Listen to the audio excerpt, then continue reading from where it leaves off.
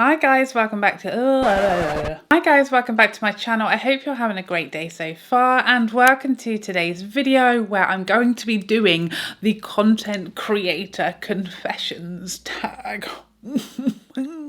This was created by the sensational Better Off Red and Kate the Great Beauty. Name a better duo. I'll wait.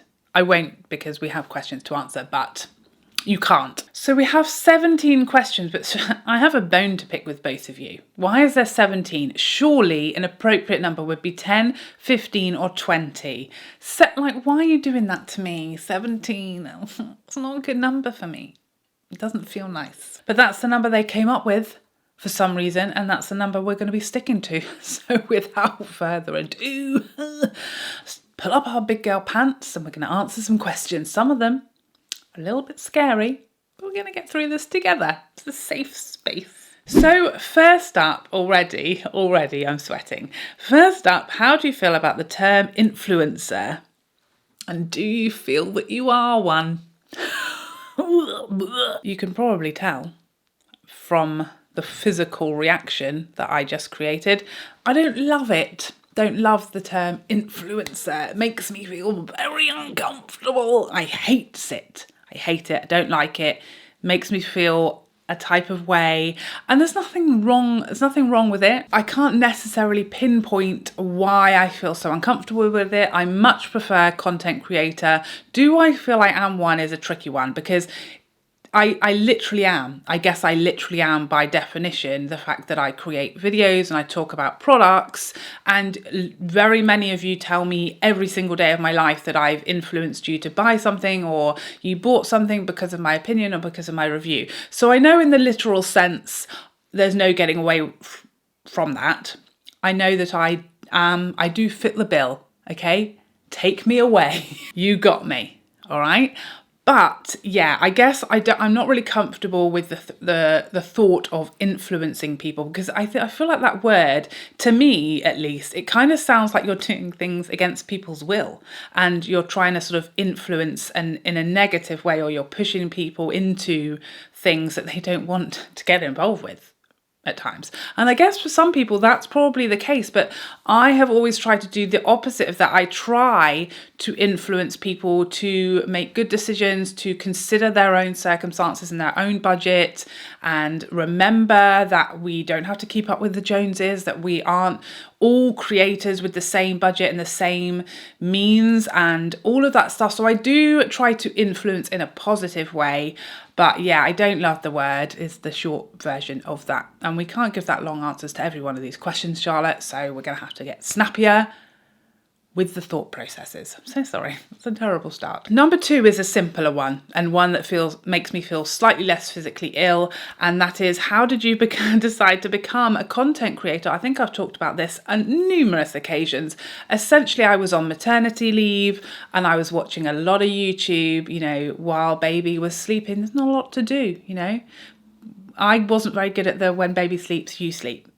That didn't really work out for me so well. So yeah, I was on maternity leave. I was watching a lot of YouTube. When I was due to go back to my job after my second maternity leave, after my second child, I was made redundant because the job that I did had basically relocated. So I could have continued doing that job if I wanted a 5-hour round trip commute every day, which I chose not to for various reasons. So I became a contractor in my day job. But yeah, I guess it occurred to me around that time, I have some extra time now. My eldest was starting school, and my baby, who was probably about 1 at that time, was starting to go to nursery and get some experiences in nursery. So I just felt like while I didn't have enough work coming in from my contracts, I decided to just give it a go. I'd been watching a lot of it. I felt like I had something to add to the space, being, not a professional, being a little more mature than a lot of the creators I was watching. I just felt like I had a voice to add, and it looked like fun. So that's all she wrote. I don't think I did any better at answering that more snappily, but, It's a learning process. Number 3, what's your experience with knowing other creators in life, good or bad? I can genuinely say I have only had very, very positive, lovely experiences with other content creators. I have had so much support and kindness and wonderful friendships in this space, and so much help and advice, and just being able to sort of share the experience. There's a lot of things that are kind of unique to this job and this space, and you know, a lot of the time you feel like you're going crazy, bonkers at times, and things are baffling. A lot of the time I spend being befuddled by, you know, the technology, things like that, like all kinds of stuff goes down that I just don't think you experience in any other job. And it's so nice to have people to share and bounce that off of, on help each other out, and just message and say, does this happen to you? Has this ever happened to you? What microphone do you use? All these things. I've always reached out to people and they are so supportive and so helpful. I have really no negatives to say whatsoever about the people that I have encountered in this space. And maybe I've been lucky, maybe that's not always the case. Maybe I just have good instincts for people, and the people that I reach out to or have formed friendships with, they're my kind of people. Question 4, do you accept sponsorships and how do you feel about them? So here's the thing, in theory, I do sometimes accept sponsorships, but I really don't enjoy doing them. And I fully do not think there's anything wrong with doing sponsorships. And like I said, in theory, I'm open to them. I just really don't enjoy it. I hate doing them. It just, for me, like my personality and my many, many problems, it's just not good. It's not a good fit. Like the number one, one of the reasons I like and enjoy doing this job is that I'm self-employed and I owe nothing to nobody, and I don't have to answer to anybody. I don't have anyone else that I'm like responsible to or for. I do exactly what I like, when I like, whenever I like.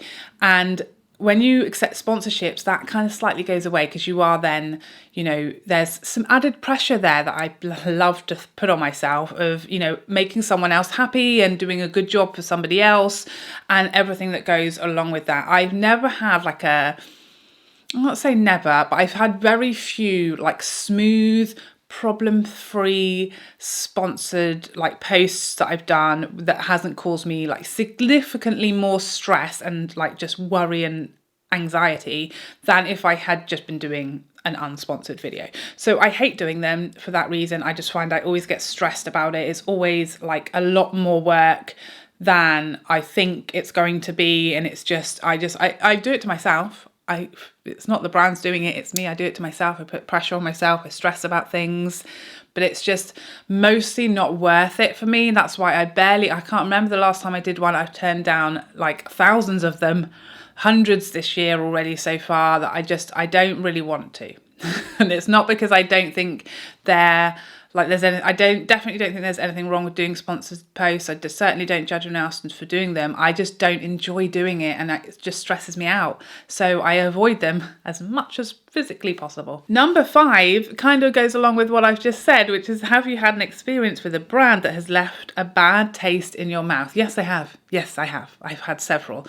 A lot of them just trying to get money for the sponsored content that you have provided as per your contract is like getting blood from a stone a lot of the time. That's definitely a common issue in the beauty space. One brand who just literally didn't want to take no for an answer when asking me to do a sponsored post. And I don't want to be rude. I want to stay professional. I want to keep good relationships with people. I want everything to be positive and light. But if I don't want to do a sponsored video, I don't think you should be trying to like force me against my will to do that.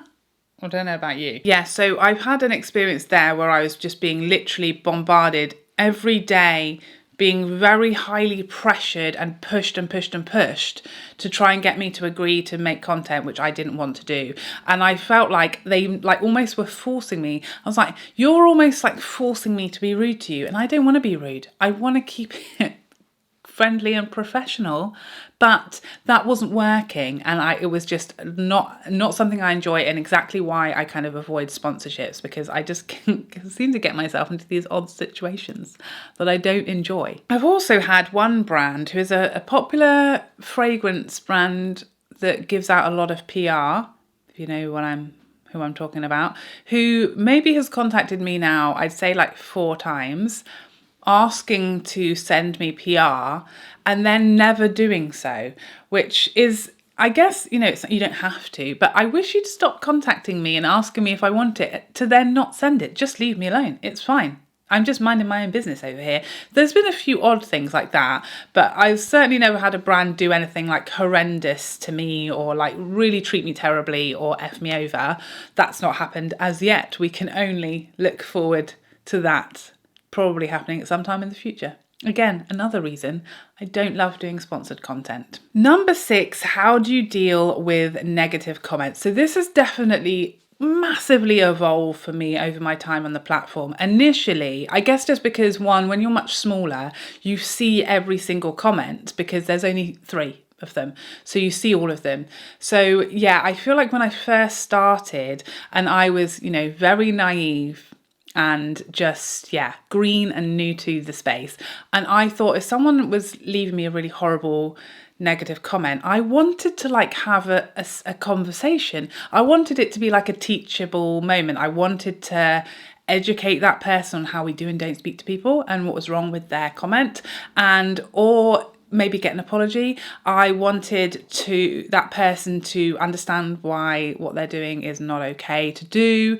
And I also wanted to kind of like kill it with kindness. That's kind of how I've dealt in my real life, in the real world, with, you know, rude people, nasty interactions, is to kill it with kindness. You know, you can't be nasty to someone who's continually being respectful and kind back to you. And I quickly learned, or actually it probably took me longer than it should have, I slowly learned, I should have said, that does not work here. Neither of those tactics, trying to educate people and trying to engage with trolls or real nasty comments, doesn't work. You can try and be respectful, try and engage in a conversation and explain why what they're saying is not correct, and you'll get nowhere. You'll just get more abuse. Trying to kill it with kindness also doesn't work. I'd say the vast majority of the time, if you do that, you're just going to get hit with more nastiness or ignored. No reply. So that's kind of how I started off dealing with things. Nowadays, I take steps to try and avoid seeing the like mean negative comments in the first place, because once I've seen them, then it's like it's already in there. Whereas if I don't see them to begin with, blissfully unaware. Happy days. So I do take some steps to avoid seeing them. Like I only go in my comments for the first couple of hours. That is something that the amazing Mel taught me so well about how to deal with these comments. And now if it's constructive and someone's trying to offer me some advice and it's just maybe a bit rude the way that they've done that, that's absolutely fine. I've no issue with interacting with that and, you know, engaging and having a civil, hopefully respectful conversation. If it's really nasty, horrible, it's just an instant delete and maybe block, depending on the level of what the comment was like. You know, again, Mel really supported and helped me learn how to deal with these things, and she gave me a lot of advice. And ultimately, I didn't like deleting or blocking anyone when I started my channel. I just felt like there was something wrong with that. And actually, Samantha March said it very well as well, when she said, you have to think of your channel as your home, and the people here have been invited in as long as their behaviour is what you expect someone to behave like and how you want to be treated in your home, and you've every right to ask someone to leave if their behaviour is not respectful. And that, I think, is a very good analogy. Number 8, what is your favourite part of being a content creator? Hands down, as far as it being a job, it's the flexibility that you can work when and where you want, you know, as much or as little as you like. You can do and create whatever content you like, which, as being a creative person, that is just, I love that. You know, just relying on myself, being self-employed, all of that, tick, love it. As far as like the best bit of it, that aside, it's the people, it's you people, it's finding your people and having this community that is built of people who are just your kind of people. That's literally what happens on YouTube. You know, when you first start your channel, you find people, or people find you, and they're not your people. They don't like you. They don't laugh at your jokes. They don't find you funny. They think you're an idiot and very annoying, and they'll tell you. about that. But then what happens is slowly over time, the people who are your kind of people with your sense of humour find you and they stay because we are each other's kind of people. You know, we'd be friends. A lot of people say that to me. We'd be friends in real life. And that's why you're here. That's why you found me and that's why you stayed. And that, I mean, what could be better than that? What is your least favourite part of being a content creator? I touched on this in my 5-year anniversary video. And that is that there is just so much about this job that it's so not suited to like me, my personality and my vibes. I feel like a lot of the time things that just would not affect people with like different personalities do affect me. I feel like certain things I get very obsessive with like doing everything or replying to every comment. I find it very hard to like switch it on and off, like when I am working and when I'm not. And all these different things, I find it very hard to like not reply to every single comment or answer every single question. And now that was fine to begin with, but now, you know, I have constant questions on Instagram, in my DMs, and then also on YouTube. And if I like wanted to answer every single one, I would do nothing else ever again in my life. That's quite a pickle. So it's things like that. I'm quite a private person. I'm definitely more introverted. So there's a lot of that as well that really does not fit beautifully with this as a space. And so yeah, I think that a lot of things don't come naturally to me and things cause me anxiety about this job that probably for some people is like the best bit about it, you know? So yeah, it's definitely not a great fit naturally, but I think over the years I've definitely found ways to kind of cope better with the things that just I find difficult. Question number 10, do you edit your own content? And if so, do you enjoy it? This is interesting. I had to think with my brains about this one because what I realised the answer is it fully depends how much time I have. So if we're in a time crunch and it's one of those days where I've had to film, edit, upload, thumbnail, do all of the stuff that goes on with uploading a video onto YouTube in one day and get it up and live it by 6 p.m, my usual upload time, that's when I hate it. That's when I hate the editing process because I get flustered and a bit panicked and stressed and it's just a miserable time. If I've got like all the time in the world, so like today I'm filming 2 videos. Today is Tuesday. One of these videos will go up on Wednesday. I'm not going to edit it today. So Wednesday, tomorrow, all I have to do is edit one of these videos, do the thumbnail, do the upload, and do that bit of it when I don't have to film on Wednesday. So that's going to be a chill day. I can have a coffee. I might get to stop for lunch.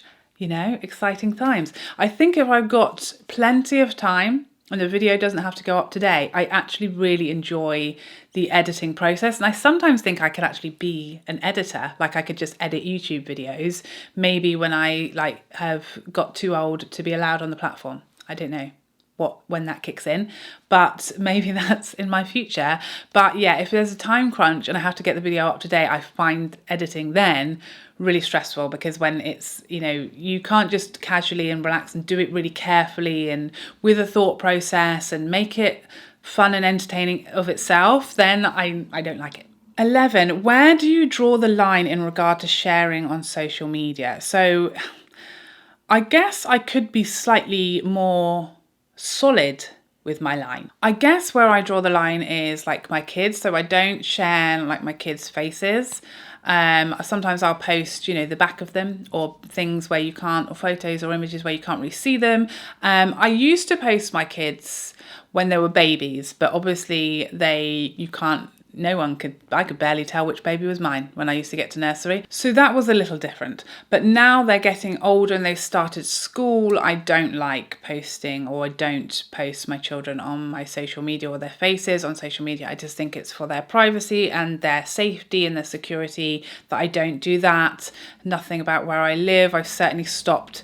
I no longer share where I am while I'm still there. That was something, again, that I was taught by more experienced content creators, that you shouldn't post, you know, where you are until you've left, basically. So that's something that I don't do anymore. I don't really tag my friends, family members anymore because I certainly don't want them to get any kind of strange followers or strange interactions because of me. So yeah, I guess I share me and myself and a little bit of my life, but nobody else, basically. I think that's where I kind of draw my line, is that I don't want to share on behalf of someone who isn't me and hasn't chosen to do that. I also, like, some while ago, probably a couple of years ago now, I started to talk a little bit about like my health and my journey with my health, and the reaction that I got to that. Not that all of it was negative or even a lot of it was negative, but there was a small, decent enough percentage of people who were either overly intrusive beyond what I was happy and willing to share, and then some that were just really downright outright disrespectful, rude, and just offensive about what I was talking about, that I definitely decided that that wasn't going to be something that I was going to share anymore based on that small experience of doing that. So yeah, that again, like health, personal circumstances and things like that, I've learned it's, yeah, not for me that I want to share that kind of stuff, because it's just not, it just opened a whole can of disgusting worms. Number 12, name one thing you wish you knew when you were starting out. This is so hard because I said this in my 50k celebration video, that I'm not someone who like regrets things. Like, I tend to like to take the lesson and the learning, and I like to learn as I go, make mistakes and learn from them, and I think that's so valuable. So I really don't like to say, oh, I wish I'd known, you know, about this before I started, because I think the learning process is just invaluable, and that's the only way to learn and to really get like to grips with things and learn yourself as you go along. I think that's really valuable. So I would never like wish away those mistakes and that learning process. So I just really, there's nothing I can think of that I wish I knew, because I feel like if you knew all of the like bad, negative things about YouTube and being a content creator before you started, I probably never would have done. I'd have probably gone, no thanks, I'll stay right out of that. And I probably never would have started my channel if all I'd known was like the struggles to come. Question 13, is there any change you'd like to make to your content in the future? This is such a good question, because I have definitely like experimented with different types of content. You know, I've done some comedy, I've done some true crime, I've done fragrance, I've done some vlogs, which I quickly realized were not for me.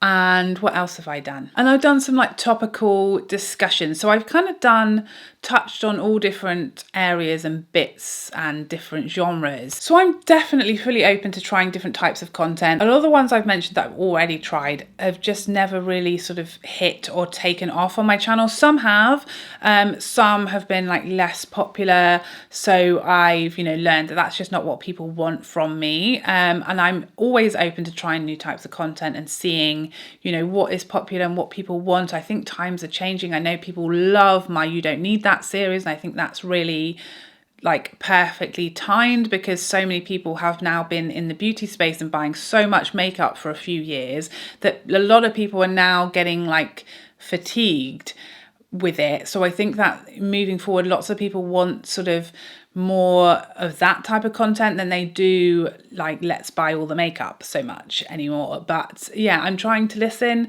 A lot of people keep on saying I should do like more comedy, but I'm just I do it when I feel like I want to and I have something to try and be funny about, but it's not something I see like being my genre full time. But I throw it in there. I'll throw the odd joke in here and there, but it's more about just having a laugh and a bit of banter as opposed to doing like a routine. That's just a no. Number 14, what company / collab is your dream? I mean, as I've said, I can't even imagine ever wanting to do a collab, because I just instantly feel like it will be a disaster. I'll make a total hash of it. I'll mortify myself and let down whatever brand who's chosen to work with me, and it will be horrible. I can't imagine the anxiety that I would go through during that process. I just don't think it would be a good idea. But if all that aside, if an offer came along that was like, you know, from Charlotte Tilbury, for example, or Lisa Eldridge, for example, one of these brands that I am just obsessed with. And they said, Charlotte, we want you to come and make a range of luminous blushes with us. That would be tricky to turn down, you know. 15, what other creator do you admire / want to work with? I mean, so many. So many. I love so many creators. Many of my favourites I have already done collabs with and worked with. I would love to work with the Welsh twins. I just think they're hilarious. Obviously, them being English, we have the same sense of humour. They make me laugh so much, and their banter together. I just want to be their sister. They haven't got a sister as far as I know. I know they have brothers, but maybe I could be the Welsh sister. That's what I'm saying. I would love to work with them. I think they're absolutely amazing, and they've been so kind to me. They're so nice, and yeah, I live for them. They've also taught me a lot. Between the two of them, they have taught me a lot, especially how to reply to hate comments and just negativity in general, because they could not care less. I always worry about being like rude back to someone who's been like horrendously rude to me. Like I'm like, oh no, I could not possibly reply in a similar vein to how they've done, but they will. I'm actually thinking of setting them up as like my negative comment repliers. I don't know if they're open to that job, but I think they'd be good at it. Question 16, what kind of content do you hate? I don't know if this is going to be a popular or unpopular opinion, but it's family vloggers. I'm sorry about it. I'm sure that there are some, I don't know if there are some that are okay. I just don't know if it is ever okay to like have an entire YouTube channel focused around children who are not old enough to know what that means for them in the future, and to know how much of their privacy and their lives is online for everybody to see, especially as they get older. I just think it's just not okay for me, and in my perspective. I know the dark side of YouTube, and I have seen a lot of it, and I cannot imagine it like intentionally exposing my children to that, and putting my children's faces, names, age, and a rough idea of where they live openly on the internet and garnering a huge audience around that, I think is so scary. So that to me, I don't like. I'm not comfortable with it. And obviously it's their lives, their children, but do I like it? No, is the answer. Question 17, have you ever had to deal with cancel culture? And if so, how? I don't think I have. I don't think I've been cancelled as far as I'm aware. No one's notified me. I don't know how the notification system works for something like that. But if I did do something to be cancelled, I was not aware. But I also think you have to be quite a bit larger than me to like be cancelled. I feel like if I did something that was worth cancelling me for, I'm not sure that many people would have noticed. So yeah, I think maybe that's something that happens to much larger creators with far more people like looking directly at their every move. Like yeah, for me, I as far as I know, I don't think I have been cancelled yet, but let me know if I have. So there you have it. That is all 17, horrible number, questions answered. I hope that was interesting and a little bit of fun for you guys to hear my answers. What do you think of these questions? Let me know down below. Were these answers what you expected, or were there some surprises? Please let me know in the comment section down below. I'd love to see you in the next one. Otherwise, take care for now. Bye.